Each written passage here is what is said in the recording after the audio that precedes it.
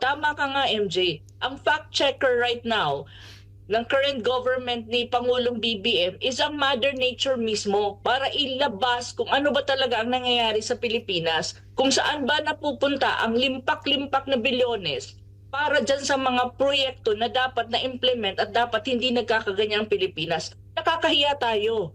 Kasi hindi lang naman tayo ang nagkakaroon ng bagyo eh. Other countries, China would face the same thing. Other countries would have the same bagyo at the same typhoon. Malalakas din. Pero look how they respond and look what their government is doing. Ang bilis ng recovery, ang bilis ng ang bilis ng responde sa atin. Oh my God, yung ating Pangulo mismo nagsabi na hintayin na lang natin humupa before pa tayo makagawa ng paraan. That's really That's really frustrating and disappointing coming from a president. Pero I'm sorry, Mr. President.